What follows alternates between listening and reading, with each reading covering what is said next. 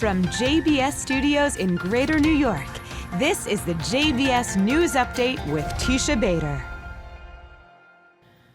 I'm Teisha Bader with the JBS News Update for Tuesday, December the 17th, 2024.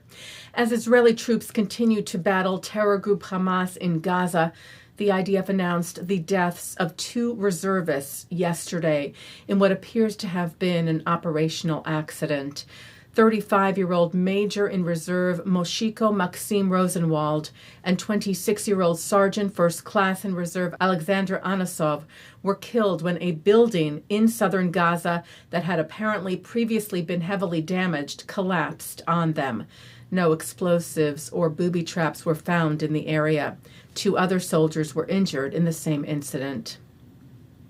Israeli Prime Minister Benjamin Netanyahu visited Israel's northern border with Syria today, together with Israel's Defense Minister Yisrael Katz and IDF Chief of Staff Lieutenant General Herzi Halevi, at the peak of Mount Hermon on the Syrian side. The Times of Israel cited Katz saying the peak of Mount Hermon is the eyes of the State of Israel to detect near and far threats. The IDF is here to protect the communities of the Golan Heights and the citizens of the State of Israel from any threat, from the most important place to do so, adding we will be here for as long as it is needed. Last week, Katz and Halevi met with General of CENTCOM, U.S. Central Command, Michael Eric Kurilla, in Israel to discuss the situation in Syria among a range of regional security issues. The general saying on Friday, my visit to Israel, as well as Jordan, Syria, Iraq, and Lebanon over the past 6 days, reinforced the importance of seeing the current challenges and opportunities firsthand through the eyes of our partners, commanders on the ground, and service members. We need to maintain strong partnerships to confront current and future threats to the region. The IDF saying the meeting with Kurilla further strengthens the close strategic partnership between the IDF and the U.S. military, a partnership that provides an operational advantage in the Middle East and reflects a shared commitment to strengthening regional stability. And staying with CENTCOM, the U.S. command said yesterday that it conducted a precision airstrike against an Iran-backed Houthi facility in Yemen, saying the targeted facility in the capital of Sana'a was a hub for coordinating Houthi operations, such as attacks against U.S. Navy warships, and that the strike reflects CENTCOM's ongoing commitment to protect U.S. and coalition personnel, regional partners, and international shipping.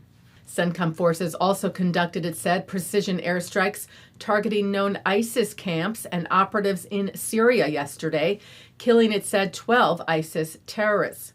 General Kurilla saying CENTCOM, working with allies and partners in the region, will not allow ISIS to reconstitute and take advantage of the current situation in Syria. U.S. President Joe Biden and First Lady Dr. Jill Biden hosted a Chanukah holiday reception at the White House last night, where the president noted this would be the second Chanukah since the October 7th Hamas massacre, and reiterated his ongoing efforts to return the hostages still held by Hamas in Gaza.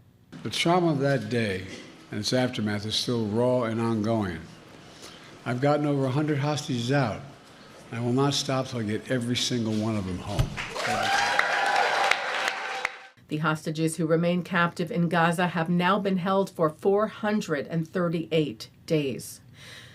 Well, a synagogue in Minneapolis was vandalized with swastikas. Local Fox 9 said police say surveillance video shows a suspect painting swastikas on doors and a pillar around 7:20 a.m. yesterday, Monday morning, at Temple Israel.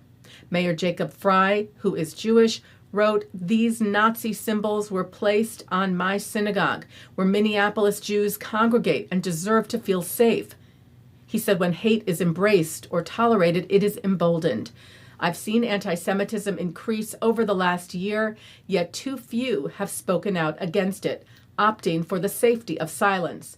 No matter one's ethnicity or race, when any group is targeted, it's on all of us to condemn it. Police are investigating.